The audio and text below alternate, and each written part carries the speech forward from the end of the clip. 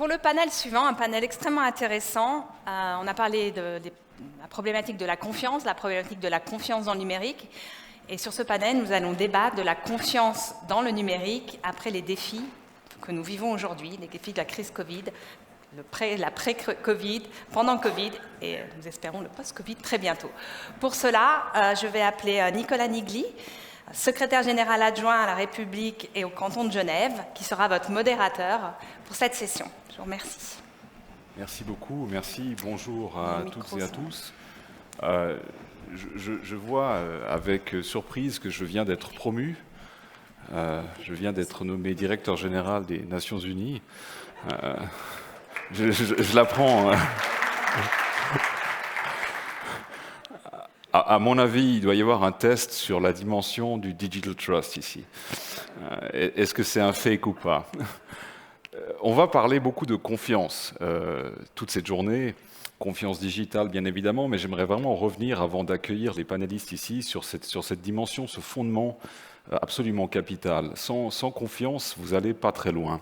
Si vous voulez créer, maintenir et développer des relations qui soient durables, qui soient inclusives, qui soient prospères, vous devez avoir ce fondement. Et ce fondement, il est fondamental, surtout dans la sphère digitale, parce que depuis Covid, on a cette accélération de nos vies sur cette sphère digitale, et c'est ce dont on va parler. Comment est-ce qu'on peut fondamentalement accélérer la capacité de créer de la confiance dans le domaine numérique? Et pour ça, on va opérer avec un panel phygital ou hybride, c'est selon. Et puis, on va, peut-être pour répondre en partie à l'appel de Martin Vetterli, on va aussi être en bilingue. On va naviguer, jongler entre la langue de Molière et celle de Shakespeare. Voilà, donc pour commencer, j'aimerais appeler ici en physique un certain nombre de représentants de l'académie, de l'excellence académique dans toute sa diversité. Et j'aimerais démarrer ici par Yves Flukiger, qu'on réaccueille sur la scène. Yves, je vous en prie, merci beaucoup de nous rejoindre. Recteur de l'Université de Genève et président de Swiss Universities. Merci beaucoup d'être là, une fois encore. I'd like now to call on the stage Richard Baldwin, professor at the Graduate Institute of International Studies. Welcome, Richard. Brilliant to see you. J'aimerais maintenant accueillir également Sylvain Passini, professeur à la HEIG VD, excusez-moi, président aussi de Black Alps, la communauté de hackers éthiques suisse, et vous êtes un précurseur aussi de cette idée de la Trust Valley. Bienvenue à vous, Sylvain. Et puis surtout, j'aimerais accueillir ici deux capitaines d'industrie. Deux capitaines d'industrie, à commencer par Carlos Moreira. Carlos Moreira, bien évidemment CEO fondateur de WISeKey. Carlos, bienvenue, merci beaucoup, welcome. Et puis Cédric Moret, le CEO d'Elka. Est-ce qu'il est déjà présent? Il est là, magnifique. Bienvenue, merci beaucoup pour votre présence. Et puis surtout, je vous ai promis de l'hybride, du phygital. Il y a deux panélistes qui vont faire une contribution en ligne avec une vidéo et en fait on va démarrer avec cela et on va conclure avec cela. Et je serais tenté de dire il manque un peu de présence féminine sur la scène actuellement, donc on va démarrer avec un témoignage féminin puisque la première participante à ce panel avec une vidéo, c'est Madame Catherine Hirsch, excusez-moi, la directrice générale de la HEIG-VD. Voilà, si on peut lancer la vidéo pour démarrer, c'est parfait. Pôle de compétences en matière de confiance numérique et de cybersécurité. C'est ainsi que se définit Trust Valley. La référence à la confiance qui est identitaire, explicitement affirmée, elle constitue le cœur même de la démarche de Trust Valley. La confiance renvoie au sentiment de sécurité. Faire confiance, c'est accepter la vulnérabilité et savoir ou croire le risque minime. Confiance et sécurité sont intimement et indissociablement liées comme les deux faces d'une même réalité. Mais alors que la sécurité est un besoin fondamental de l'être humain, la confiance est à la fois un sentiment et une valeur. La confiance revêt une dimension éthique, elle fait appel à la responsabilité, au sens étymologique du terme, c'est-à-dire postulant un autrui face auquel je réponds de mes actes et de leurs conséquences. La notion de confiance est centrale dans les rapports entre les individus, les groupes, les institutions. Tout acteur du commerce, que ce soit celui des marchandises ou celui des sentiments, en a fait l'expérience. Elle est un élément constitutif du lien. Dans un monde incertain, imprévisible, face à des risques difficilement cernables, le besoin de sécurité croît, alors que la confiance tend à se fragiliser. La période marquée par Covid-19 a ravivé, sur différents plans et pour différentes raisons, la notion de confiance et les besoins à son égard. Nous en relèverons deux aspects, les ingrédients de la situation et les changements de pratique, en particulier la poussée numérique. Au plus fort de la crise, des ingrédients fragilisant la confiance étaient réunis. Parmi ceux-ci, des connaissances imparfaites, des discours contradictoires ou perçus comme tels, enfin, un cortège de peurs. Quant aux changements dans les pratiques, ils se sont concrétisés dans nos vies privées et professionnelles. Dans les échanges, les repères ont été bousculés. Les relations et les actes sociaux ont vu une accélération de leur dématérialisation. Visioconférences qui remplacent les séances ou apéros à distance. Le online a remplacé le présentiel. La généralisation du télétravail a mis en évidence des facettes particulières des notions de confiance et de contrôle dans la relation entre collaborateurs et employeurs. La période Covid a également permis de nombreuses prises de responsabilité qui sont autant de signes de confiance en soi de la part des collaborateurs en télétravail et de confiance accordée par la hiérarchie. Un constat semblable peut être fait à propos des étudiants et du corps professoral qui ont su passer en mode online dans des délais qu'ils n'auraient pas imaginés possibles. La crise Covid a joué un rôle d'accélérateur de changement en matière de recours aux solutions et outils numériques. Ce passage s'est fait sous contrainte, en situation de crise et d'urgence. Par conséquent, les choix opérés n'ont souvent pas pu intégrer tous les critères qui, idéalement, auraient dû l'être. À titre d'exemple, en matière d'enseignement distanciel, la bascule soudaine et totale n'a pas toujours permis le meilleur des mix dans le choix des approches didactiques. Aujourd'hui, un défi majeur consiste à passer d'une situation de nécessité fait loi à celle de choix conscient des pratiques, des outils et donc des partenaires et fournisseurs de ces derniers.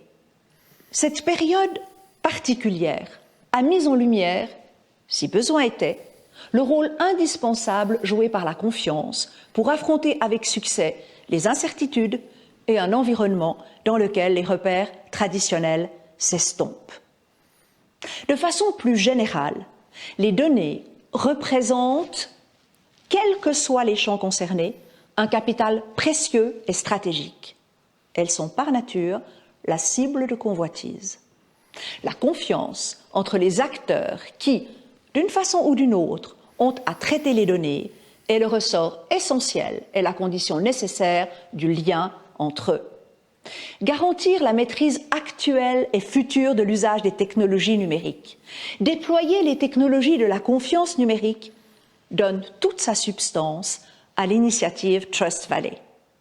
La HEIGVD est heureuse et fière d'être partie prenante de la Trust Valley, et ceci dès la naissance de l'idée. Belle et intense journée à toutes et tous.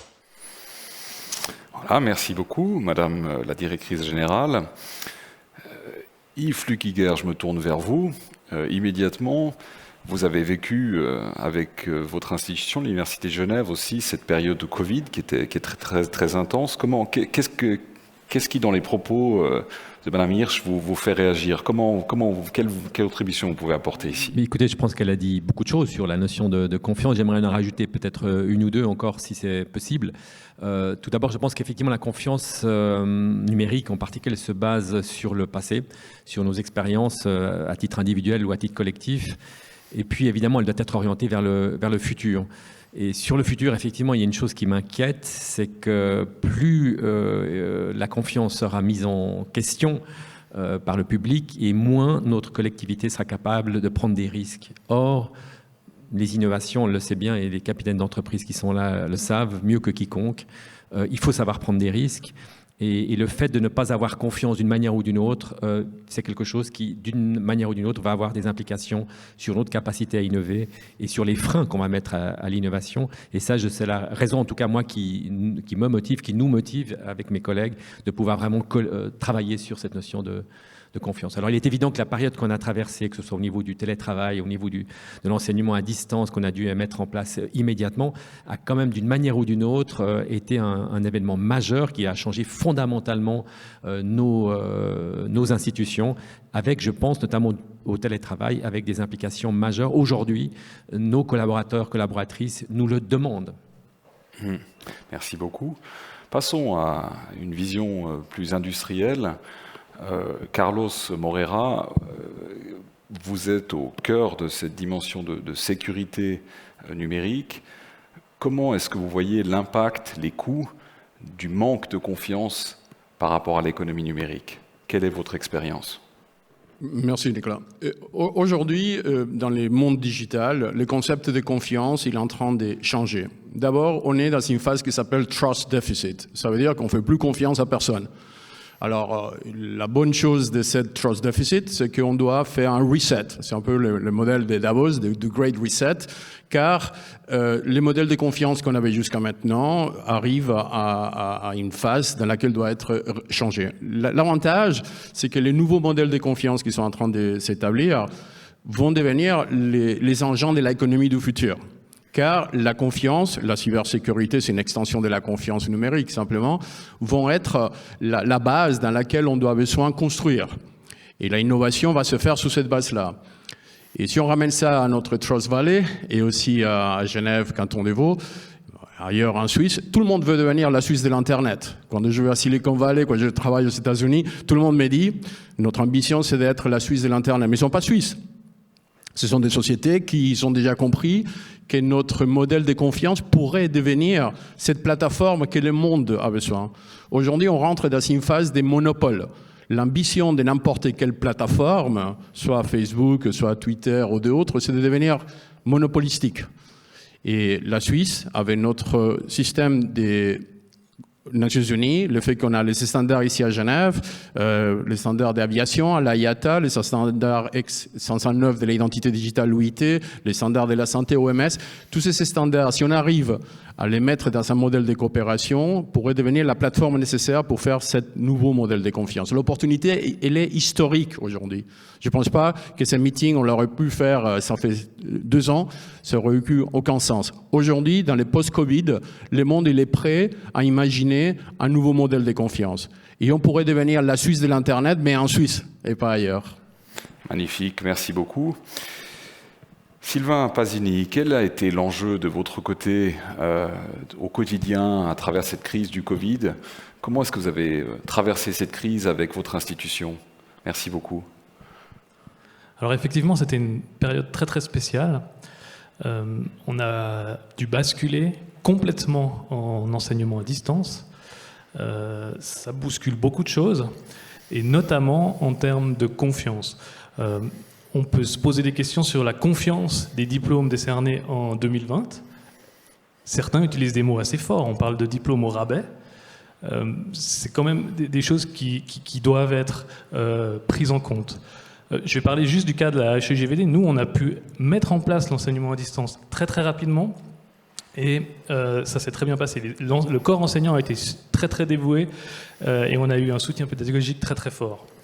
Mais on a aussi eu une chance très très grande, c'est que les écoles ont pu réouvrir à la fin du semestre. Et ça a eu 2 choses bénéfiques. La première chose, c'est qu'on a pu se concentrer sur les aspects pratiques qui auraient peut-être été un peu plus mises de côté pendant l'enseignement à distance. Et la deuxième chose, ce sont les évaluations. Les évaluations à distance restent quelque chose de très très compliqué à mettre en œuvre. Naturellement, les étudiants ont tendance à collaborer, on peut difficilement éviter la triche, même avec plein de moyens possibles à mettre en place. Et nous avons pu au moins réaliser les tests importants sur site, évidemment avec les conditions d'hygiène imposées. Mais au final, on ne peut pas empêcher les employeurs d'avoir une sorte de manque de confiance, notamment dans des professions qui nécessitent une pratique très, très minutieuse. Je peux prendre des exemples très concrets, ébénistes, médecins ou autres, même chirurgiens. Et du coup, on peut se poser la question de la confiance. Et aussi, une question qui restera ouverte, c'est comment aurions-nous pu gérer cette situation si les écoles n'avaient pas pu réouvrir? Ça, c'est une question qui est difficile. Et je pense qu'à l'avenir, on a beaucoup de travail à faire dans le cas où ça devrait se reproduire. Et puis, je pense que c'est matière à recherche, innovation, réflexion. Et puis merci, et surtout c'est aussi une matière à la réflexion par rapport à cette dimension de la résilience qu'on a redécouvert de manière très forte. Et ça m'amène à une question pour vous, Monsieur Moret. Cette notion de la résilience en matière digitale, pour vous, ça signifie quoi en tant que capitaine d'industrie, en tant que CEO d'Elka? Ça a signifié de la réactivité et de l'agilité très rapide pendant tout le printemps, une capacité de répondre à des attentes de clients qui se sont accélérées très fortement. Donc principalement c'est ça. Et puis aussi à réfléchir et à remettre en question un certain nombre des piliers du développement de l'entreprise pour s'assurer de la stabilité de la société dans le futur. Et si vous me permettez, ça me permet de réagir un peu à ce que M. Moreira expliquait tout à l'heure. Je pense que c'est évident pour tout le monde que les choses s'accélèrent et qu'il y a une opportunité qui est énorme à saisir. Je pense qu'on a répété ce matin qu'on avait beaucoup d'actifs et d'opportunités dans la région pour créer une Trust Valley. Mais je crois quand même qu'il y a un certain nombre de conditions sine qua non à la création d'un écosystème ou d'un cluster qu'on n'a encore pas complètement établi. Je pense notamment qu'on parle de conditions cadres et on dit que nos conditions cadres sont extraordinaires. Je pense qu'elles sont très bonnes, mais qu'il y a encore beaucoup de choses qu'on peut faire. On a parlé d'ISA technologique depuis des années. Est-ce qu'on a fait assez de progrès là-dedans? On a beaucoup de pays ont des identités digitales qui sont déjà en place. En Suisse, on est encore en train d'en discuter. Je pense qu'on va encore en discuter longtemps. Donc il y a quand même pas mal de choses qui peuvent se faire. Fiscalement, on pourrait se dire qu'on pourrait être un petit peu plus ambitieux et qu'on pourrait aider les entreprises qui investissent dans les startups de manière un peu plus efficace. Je pense qu'il y a 4 ou 5 éléments comme ça qui permettraient d'accélérer. Si on a le temps, je parlerai volontiers aussi du rôle du gouvernement et de la façon dont on peut organiser l'écosystème pour qu'il soit peut-être un petit peu plus efficace. Magnifique, merci beaucoup. On reviendra sur ces questions. I'd like now to turn to English. Richard, you're working at the Graduate Institute on governance, global governance. And obviously, we've had a crisis of multilateral governance, partly because of COVID, but I think it dates back to before. How do you see the developments and what's the opportunity for the region here? Thank you so much. Merci Nicolas. Il faut dire seulement que je parle français. Je suis là à Lausanne depuis 30 ans. Mes enfants parlent français entre eux. Mais je suis sûr que ça serait moins pénible pour vous et moi si je m'exprime en anglais. So, if you permit. So it is a bit odd. What is the Graduate Institute doing here? But what I'd like to rapidly point out is that there's another cluster in Western Switzerland, and that is multilateral cooperation, international cooperation. And quite generally, international cooperation both requires trust and fosters trust. And right now, the world is lacking trust. Just to take one very specific example related to COVID, the World Health Organization is in Geneva and right now having a lot of problems with trust. And when you think about digital technology is in essence a new need for international cooperation that does require, but providing new tools and new threats to that trust that emerges from that. The Graduate Institute is devoted to understanding international cooperation. Economics, law, politics, sociology, history of that, and that's what we bring. That's what I hope the Graduate Institute can put the sort of soft side on Trust Valley to complement the hard side. What I hope Geneva becomes a center of global governance on digital issues, trust.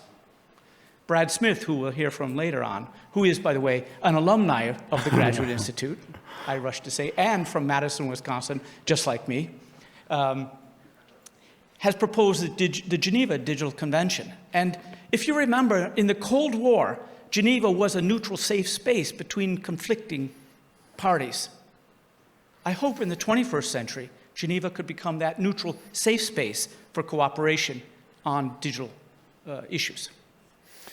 Thank you so much, Richard, for that. We will get back to this. La transition est toute faite parce que vous avez parlé de Brad Smith, on l'entendra un peu plus tard dans une vidéo. Il a écrit récemment un livre sur la technologie qui peut être à la fois une arme très destructrice, mais aussi un formidable outil pour avancer les intérêts du bien commun. Et ça m'amène vraiment à vous, Carlos.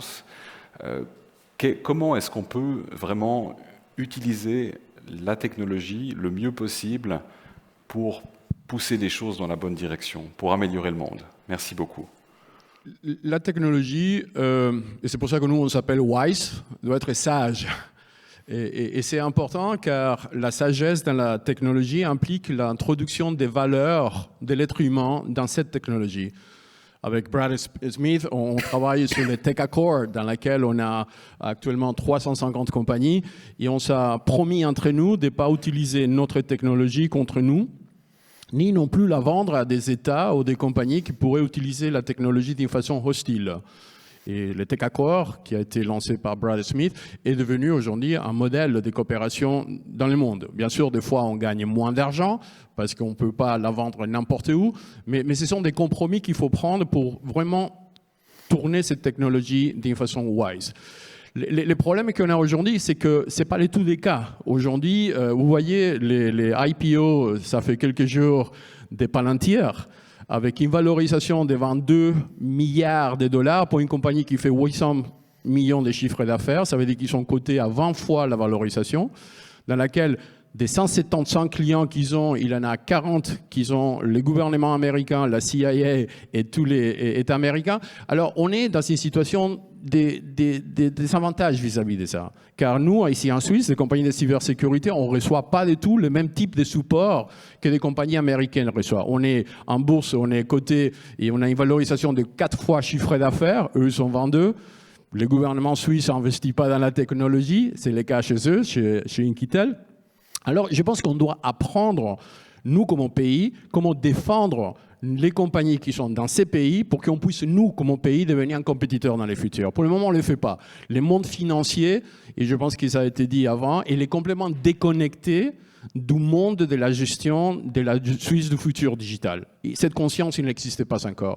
Si cet investissement se fait, la Suisse va devenir, parce que la sagesse se trouve ici en Suisse. Pour une compagnie américaine de cybersécurité, d'aller vendre ailleurs, c'est très difficile. D'ailleurs, le chiffre d'affaires de Palantir, à 89%, c'est aux États-Unis. Une compagnie ici en Suisse, c'est pour ça que Microsoft l'intéresse la Suisse, parce qu'ils ont compris qu'associant la force de Microsoft à les modèles de neutralité de la Suisse, ça les permet de vendre plus et d'augmenter sa chiffre d'affaires dans des pays qu'on n'a pas. Mais ça, on doit le faire aussi pour des compagnies suisses, et surtout pour les compagnies suisses. Et on les a, Kudelski, Sipka, Wiski, et l'un des autres. Il y en a des unes en bourse, d'autres privés. Cette mentalité d'investir, ça que les Américains appellent un Patriot Act, doit être développée ici en Suisse. Sans ça, on sera toujours des observateurs et jamais des protagonistes. Merci beaucoup. Beaucoup de propos par rapport aux opportunités. Et puis, vous l'amenez sur la table aussi ici des vrais challenges. Et ça me ramène un peu à ce que vous avez développé tout à l'heure et que j'aimerais vous demander de développer ici par rapport à cette relation avec les investisseurs. Comment est-ce qu'on essaye de faire monter cet écosystème en puissance ? Quels sont les instruments sur lesquels on devrait développer, Monsieur Moret ? J'ai parlé de conditions cadres déjà, je pense qu'effectivement il y a encore un peu de travail là-dedans. J'abonde vraiment dans ce que vous dites, c'est-à-dire que je pense qu'il y a quand même un rôle de l'État, non pas d'interventionnisme direct, mais vraiment d'aider à créer et à dynamiser cet écosystème. Je pense qu'il faut qu'on bouscule un tout petit peu notre ADN helvétique, qui est vraiment un ADN bottom-up, où on pense que le marché peut tout faire. Mais le marché aujourd'hui, quand on regarde dans ce modèle-là, le marché, c'est beaucoup d'innovations en Suisse qui sont achetées par des sociétés étrangères. On travaille pour l'étranger aujourd'hui. Donc je pense qu'il ne faut pas être trop naïf. On est les rois et les champions du monde de la mise en place et du respect des règles de l'OMC. Je pense que beaucoup d'autres États sont un peu plus interventionnistes. Et je pense qu'il faut qu'on vienne un petit peu plus réaliste là. On a des moyens gouvernementaux qui sont très éparpillés. On a signé, on a voté pour des avions il n'y a pas longtemps, on aura des offsets importants. Mais si ces offsets sont éparpillés dans plein de secteurs, je pense qu'on va perdre une opportunité de les concentrer sur une ou deux domaines ou clusters qui pourraient être intéressants. On voit aussi qu'une bonne partie des moyens gouvernementaux aujourd'hui vont ou sont dirigés dans des entreprises quasi-étatiques. Ce qui, à mon avis, pose quand même un petit problème. Et donc, on devrait se poser quand même une question. Donc, je pense que là, il y a un rôle gouvernemental et étatique qui pourrait être... Mais je ne plaide pas pour l'interventionnisme à tout craint de l'État, parce que je pense que le marché doit faire son chemin, et on ne doit pas être sur des oreillers de paresse, mais je pense qu'il y a quelque chose à faire. Au niveau de l'organisation du cluster, on a parlé tout d'abord de la communication entre les acteurs. Moi, j'ai l'impression qu'aujourd'hui, en Suisse, la communication au niveau de l'innovation, des écoles, tout ça marche très bien, mais que le dernier mile, on a vraiment de la peine. On a de la peine à faire éclore des grands groupes qui seraient des grands frères et qui nous tireraient. Et c'est malheureux de voir que la plupart de nos grands groupes doivent aller à l'étranger pour vraiment éclore. Et donc la question qu'on doit se poser, j'ai vraiment pas la réponse, mais c'est vraiment comment on travaille sur ça. Certains pays, le Japon ou la France par exemple, ont vraiment mis maintenant beaucoup de moyens pour faire éclore des unicorns. Ça fait partie de leur objectif. Je pense qu'on doit se poser la question de savoir comment on fait éclore des unicorns depuis la Suisse sur un marché qui est tout petit. Et donc par définition, il faut qu'on aille à l'étranger. Et vous voyez, c'est assez symptomatique de voir que, par exemple, un pays comme la France est allé chercher l'ancien VP de Apple Europe pour faire sa pub technologique à l'étranger, et ça fonctionne plutôt bien. Et je pense que c'est un modèle qu'on pourrait suivre. Le dernier point que je dirais là-dessus, on a un cluster qui est évident pour tous en Suisse, c'est le cluster de l'horlogerie. C'est intéressant quand même de voir qu'au XVIIe siècle, l'horlogerie a inventé l'établissage, où on s'est dit, entre nous, on va se spécialiser, on va spécialiser nos artisans dans certains secteurs, pour qu'ils puissent travailler de manière concentrée et avoir de l'excellence sur une partie de la pièce de l'horlogerie. C'est peut-être une question qu'on doit se poser. Moi, je vois beaucoup de collègues ici en Suisse qui essayent de tout faire dans la cyber. C'est aussi un peu notre cas, pour être honnête. Et je pense qu'on est trop petit pour tout faire et que ça ne marche pas. Et qu'on devrait se répartir un peu les rôles. Ça, c'est un peu plus compliqué dans un univers de coopétition. On en parlait tout à l'heure. Voilà. Merci beaucoup. Merci. Bien évidemment, l'académique a son rôle à jouer pour surmonter ces challenges. Yves, comment vous voyez votre rôle ? Je crois que le rôle de l'académie, on l'a évoqué tout à l'heure avec mes collègues Martin et Nouria, c'est d'abord une compétition internationale qui nous permet effectivement d'avancer. C'est par ce biais-là, effectivement, que les meilleurs projets vont être sélectionnés. On a l'habitude de fonctionner comme ça dans l'arc lémanique en Suisse, et c'est ça qui fait, je crois, la qualité de la recherche aujourd'hui dans notre pays. Nouria Hernandez l'a évoqué aussi, c'est un système aussi global, hein, c'est de l'apprentissage vers les HES, vers les hautes écoles universitaires, les EPF. Les exemples du prix Nobel de physique de l'année dernière de Didier Queloz et de Michel Mayor sont, je trouve, très illustratifs de ce fonctionnement. Hein. Ces prix Nobel ont été rendus possibles parce qu'il y a eu des ingénieurs qui ont travaillé sur des équipements qui ont permis de pouvoir observer ce qui n'était pas observable auparavant.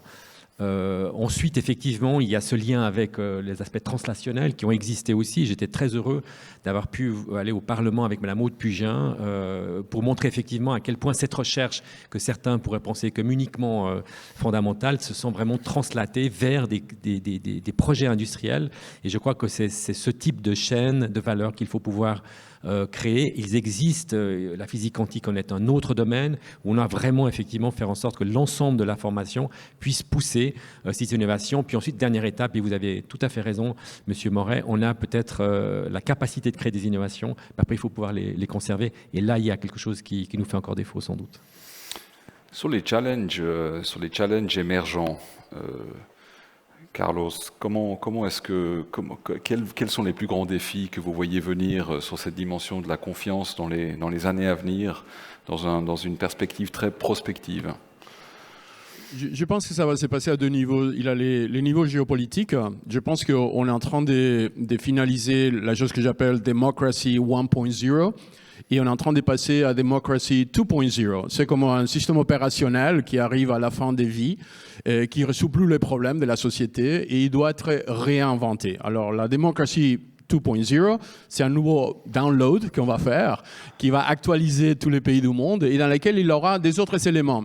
Alors, qu'est-ce qu'il va y avoir dans la démocratie 2.0 ? Il va y avoir la convergence des technologies. Aujourd'hui, ça ne sert à plus rien de dire « je suis dans l'IoT ou dans la cybersecurity ou dans l'AI ». Aujourd'hui, les compagnies du futur sont des end-to-end companies. Ça veut dire que c'est une compagnie qui, soit parce qu'elle a développé les produits ou parce qu'elle a fait des investissements stratégiques comme nous on fait chez WISeKey, ou bien parce qu'on fait des partenariats entre nous, on arrive à une solution qui satisfait dans la totalité les clients. Aujourd'hui, par exemple, on rentre dans la Fourth Industrial Revolution, Industry 4 en Allemagne.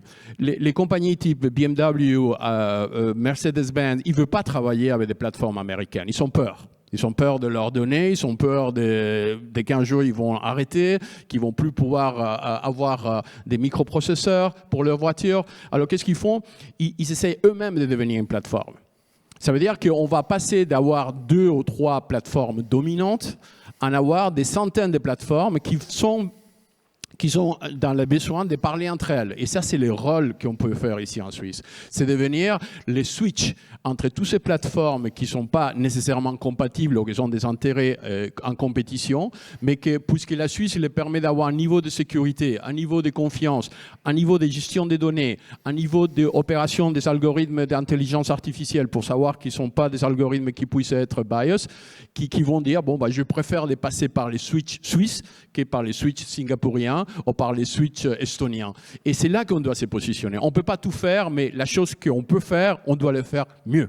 Et on doit le faire avec une vision de cette démocratie 2.0 qui va venir et dans laquelle, pour le moment, tout le monde est en train de la définir sur papier. Démocratie 2.0, vous l'avez entendu ici. Sylvain, au niveau de la formation, on parle beaucoup de cette problématique de l'upskilling, d'orienter les gens différemment parce que les modèles d'affaires changent. La contribution que vous aimeriez apporter sur ce sujet par rapport à la dimension de confiance? Alors effectivement, on voit déjà une prolifération de technologies, de services, de produits et je pense qu'on a un sentiment de se sentir un peu perdu là-dedans. Et ça implique quoi? Je pense pour les acteurs académiques, ça va être vraiment d'épauler l'industrie à adopter ces technologies. Ça va au travers de projets de recherche et d'innovation, évidemment, mais ça va aussi avec la création de talents et tout ce qu'on aura besoin demain. Et je pense qu'un des messages importants, c'est qu'on devra adapter nos formations extrêmement rapidement à l'avenir. Pour vous donner un exemple, nous on forme des ingénieurs en sécurité informatique par exemple. La formation existe depuis 2010 et on est déjà aux 4e version du cursus. Donc c'est quelque chose qui va relativement vite et je pense qu'aujourd'hui on va avoir besoin d'éduquer à tous les niveaux, que ce soit les jeunes, mais aussi les gens qui sont déjà employés avec la formation continue. Et là, je fais un appel parce qu'on a vraiment une collaboration riche à faire entre les académiques et les industriels qui connaissent très bien certaines technologies pointues, et aussi le grand public avec tous les aspects, comme l'a dit Madame Hernandez, les aspects techniques, sociaux, légaux, etc. Et puis, du reste, il y a un événement qui a lieu dans pas très longtemps, c'est les Digital Day, qui permettent aussi de sensibiliser le public sur ce genre de thématiques. Merci beaucoup. Richard, we spoke about Brad Smith's book.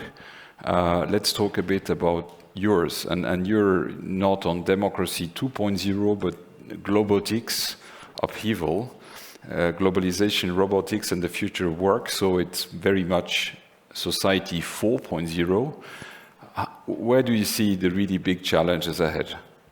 Well, first of all, thank you for pitching my book. I appreciate that. There's copies available. No, there's not. It's a really good book. So let me say something a little bit to go to the Democracy 2.0 and some of the other things that the panelists were saying first, and then I'll turn to my book pitch. to simplify, to clarify, is what social scientists do. And so I'm going to oversimplify this issue, and that is privacy is at the core. The cutting edge of this knife is privacy. Privacy is creating all sorts of ways of dividing and connecting people.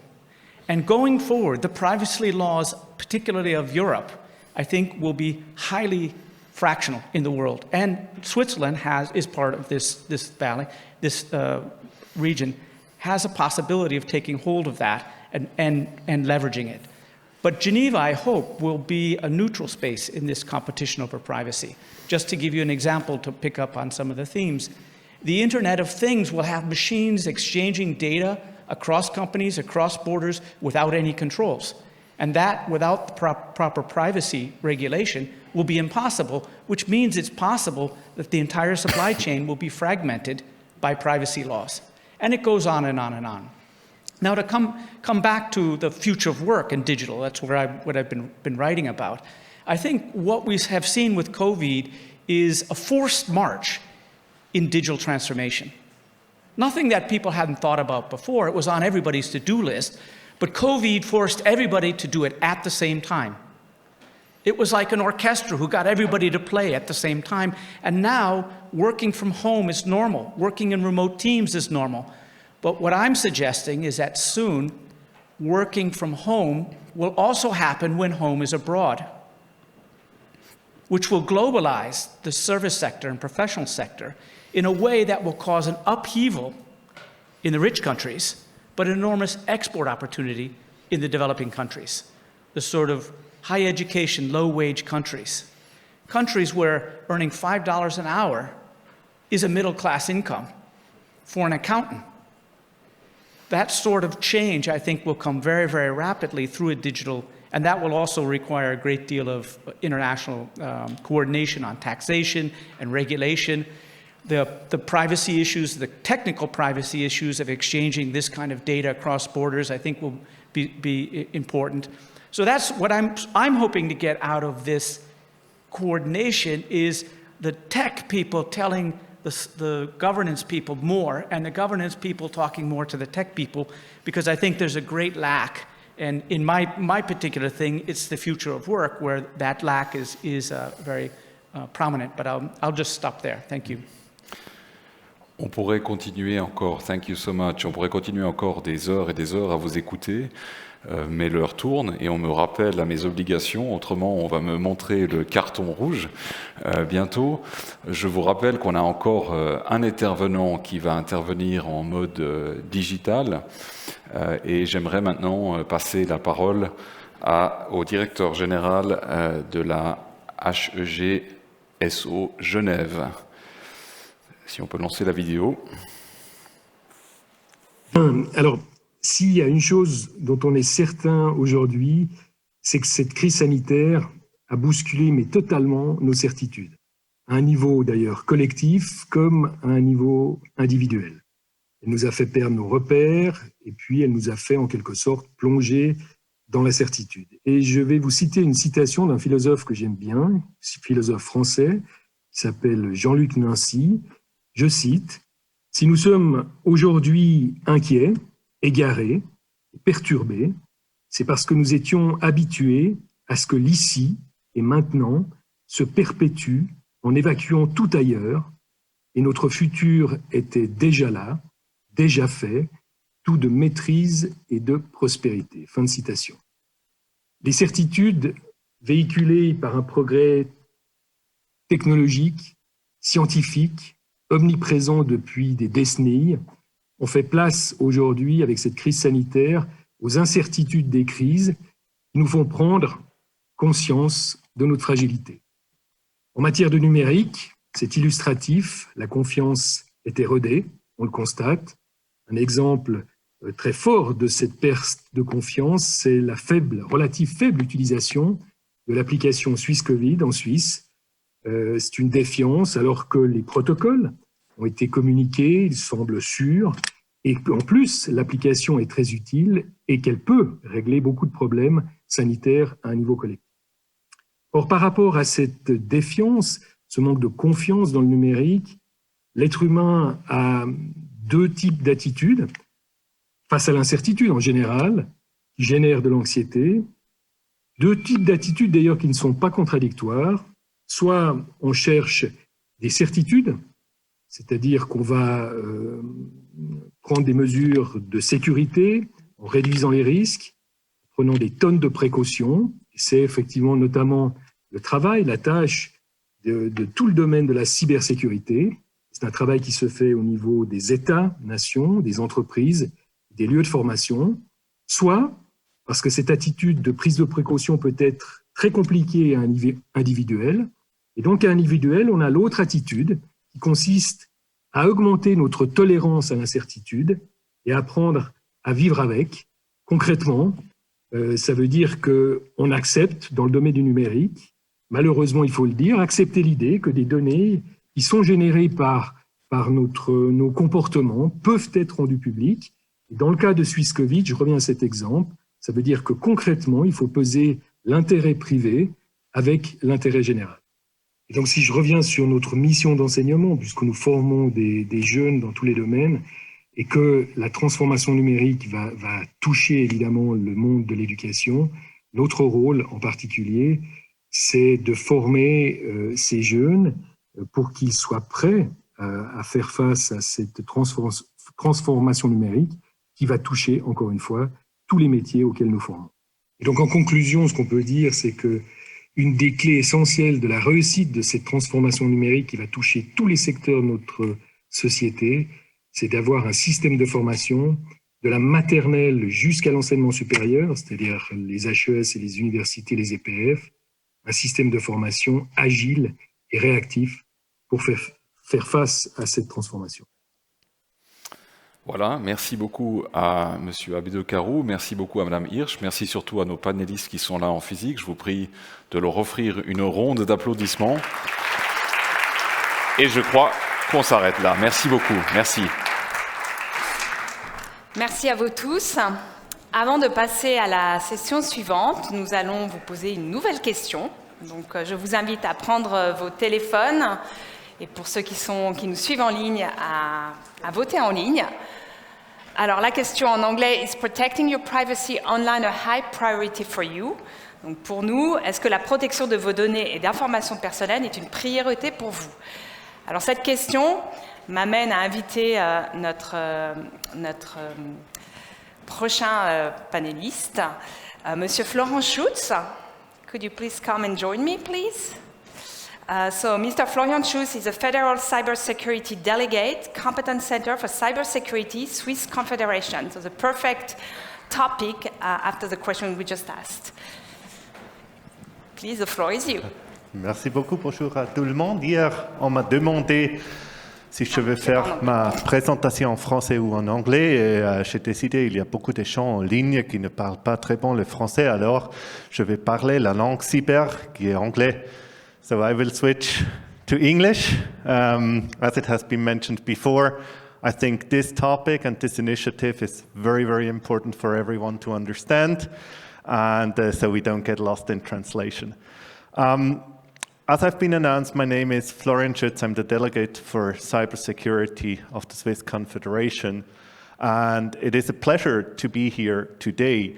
Actually, initiatives like this one and others go back quite a while in collaboration between the government, between cantons, and between private industries and organizations. And what I would like to do today is talk about some of the experiences I could gather during my a little bit more than 1 year being in office, and actually try to find the things that are important for initiatives like this to become a great success. And I would like to start with one example. I had a chat recently with a very promising startup here in Switzerland. And actually, the person responsible for that startup told me, you know, Florian, there's competition, but we have the better technology. And we have, for example, in the National Cybersecurity Strategy, a pillar where we say we want to foster innovation. We want to have companies that can be successful in order also to get knowledge in the country and to use that knowledge for the good and the wealth of everyone in Switzerland. And actually also contribute towards a more safer and secure digital world. Now the problem is, when we discussed that, I asked the person, well, you have the better technology, but can you sustain in that business? Because if your technology works, your competitors are going to be very scared. And they got billions of dollars, while you have a couple million Swiss francs. And I think why I mentioned this example, it shows very, very well that we are very innovative in Switzerland. We have excellent innovation. But at the same time, sometimes we are detached from the economic reality. And cyber is a global market. And I think if you want to sustain, if you want to be there, if we want to achieve our goals, be it from the national strategy, but also in other areas, it is important that we also bring these different models of thinking in. It's not enough to have the best technology. We also need the right founding models. We need to make money accessible for those companies, not only in the first phase, right? We need to help them scale. Cyber is a winner-takes-it-all market. There is no second place. If you want to be big in a field, you actually have to have access to resources. You need to understand your competition. You need to understand the business model. And third, you need to understand the legal framework where you participate in. And there's currently a lot of discussions going on around regulation. So while you should certainly have to start small, it's also important that we can collaborate and say, what are the legal regulations we need around cybersecurity in order to allow companies to still grow, but also behave in a safe and responsible manner. And I do think initiatives like this one here bring all the potential together to actually have this larger look at it, at the topic, and therefore increase the rate of success. Also, a second very, very important topic is how we deal with talents. So in the Swiss National Strategy, we also have a pillar that discusses a lot what can we do to actually help educating the talents that we need in the future and also ensure that we have the greatest and best talents in Switzerland in the area of cybersecurity. And we had some initiatives that in the past were very successful. There is this newly created, it's a newly created program for cybersecurity education. It's also where the military actually invested in educating soldiers in cyber that then can gate this final exam. And this is a good advancement. Also, we have apprenticeship in Switzerland, which is very, very important. We have very good universities. We work very closely with EPFL and ETH Zurich. Now still, many of my colleagues that studied with me, that made a career in cybersecurity, tell me, look, Florian, we're thinking about leaving the country. Now, why is that? I asked them. Now they tell me, look, I can't make a career in Switzerland. I'm stuck. I'm always regarded as the tech person. You know, I don't get into the ranks of upper management. I'm not understood. And I think that's a very, very important second pillar. It doesn't help us if we educate the best and the brightest. We also need to keep them. We need to generate opportunities in the field, and we need to ensure that those that are talented, that can become good managers, not everyone is, actually, most people aren't, but those that can, that they are taken seriously, and that needs us to rethink, actually, how boards think about cyber. And we've heard it in the presentations before. We've heard that it's not only a technology matter, but it's also a technology matter, right? And you would not hire a CFO that doesn't know about finances. So why would you hire a CIO that doesn't know about technology? and the matters within, right? And I do think, again, that shows that it's not enough to have your company, but you really need to foster the talents, you need to educate the talents, you need to bring them on the boards of companies, you need to help them to grow. And that's where, again, industry and education come together. And this is really also something that we need to consider when we talk about public-private partnerships. What are the needs for talents tomorrow, and where do we need to educate? I also often hear we need more specialists, right? Most companies today have a problem that technology is everywhere. They depend on the business models, on the digital assets. And there, of course, you need specialists, but also you need educated people in the different areas and the different fields. They don't need to know everything about the cyber, but the part of cyber. And let me give you an example from a critical infrastructure I talked to, and their main concern was the operators of our systems. We just bought a security system for our critical infrastructure, but the operators are not security people.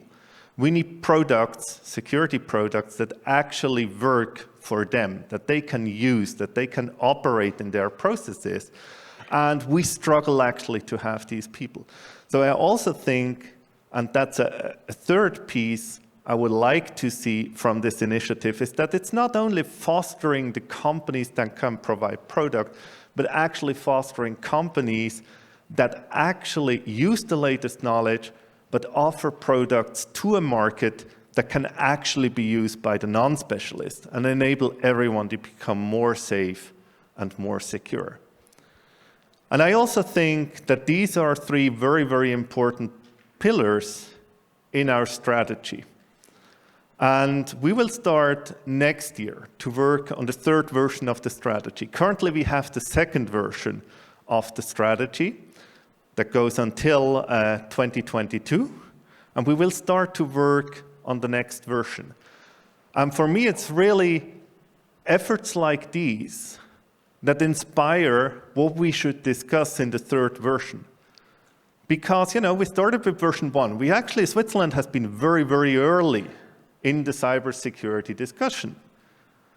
Discussion started in government as early as 2004.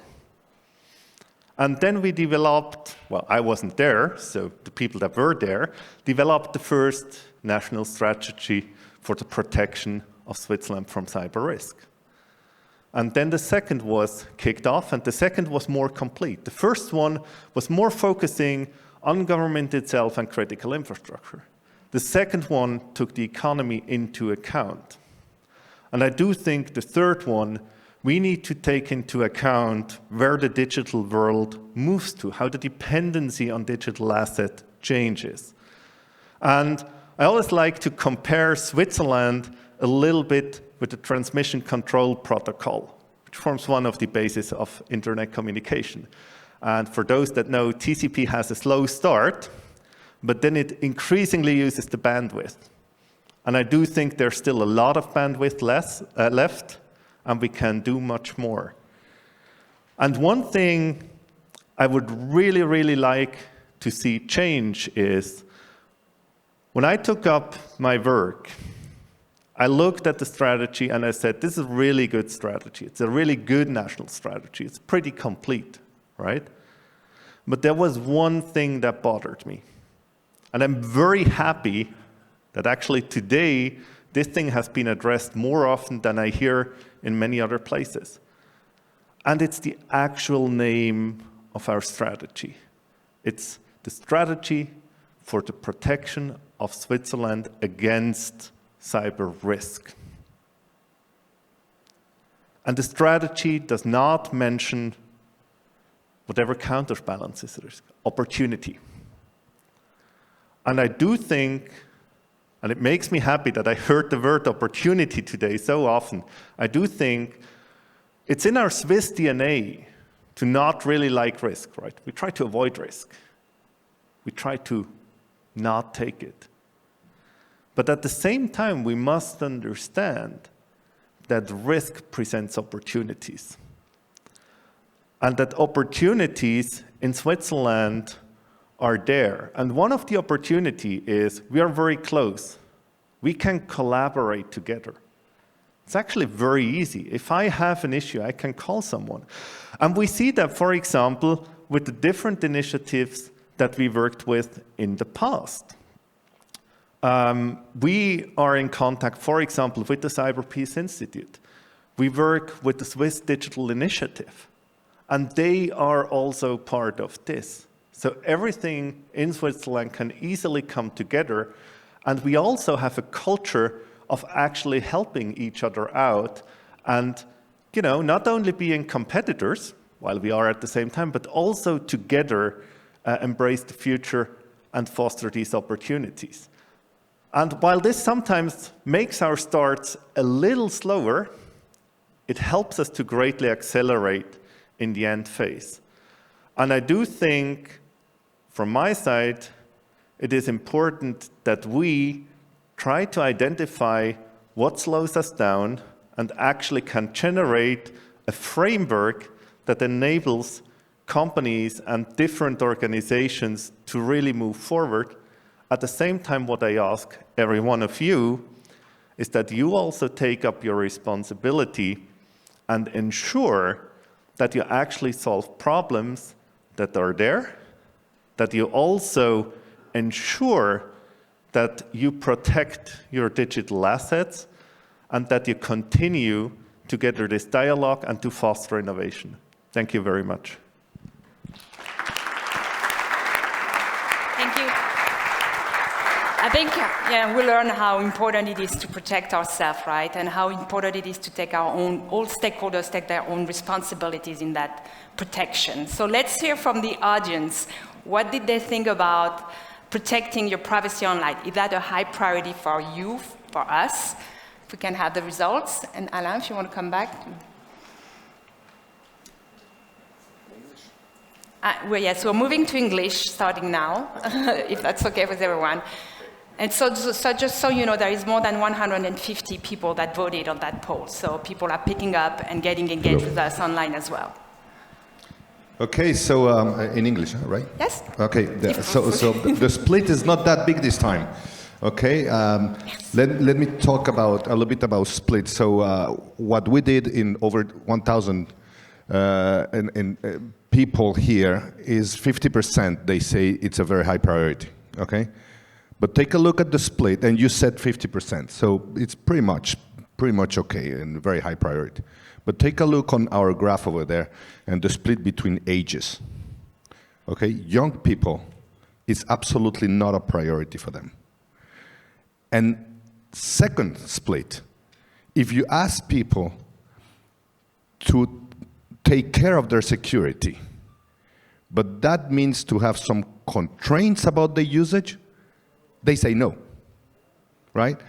People would say, I need my comfort zone and be secure at the same time. That's another study that we don't have here that I will send to you. So on the next question, I will talk to you about the split, because never in the last 20 years we have seen such a split between the top priorities of the people that govern the world and the top priorities of the general population. So for the Trust Valley, believe me, measuring what people want, feel, and want to do with their security, it's very, very important in order to be accurate in whatever project comes out from Trust Valley. Thank you. Yeah. Thank you. Alors, pour commencer, on va regarder les résultats de notre dernière question. So we're going to switch back to English now. Do you feel you know how to protect yourself online? So Alain, what do you think about the results? We need the mic, please. Ok, rebonjour. Je suis assez étonné qu'en faisant une étude qui a été faite le 9 janvier 2019, parce que celle-là, elle était basée au UK par rapport à vous tous aujourd'hui, donc c'est pré-Covid, post-Covid, on va dire, et les résultats ne sont pas si différents. Donc si vous voyez, a great deal, donc les gens qui disent je sais très bien comment me protéger, nous on avait trouvé 15% et vous êtes à 19%. Donc c'est la deuxième question, on est assez alignés. Et encore une fois, je vous parle des écarts. Les écarts par âge sont extrêmement forts dans ce monde du digital. Donc voilà, une autre question. Vous allez recevoir absolument tous les détails de ça. Et je vous revois pour la question suivante et dernière, qui est 100% liée au Covid. Merci. Merci.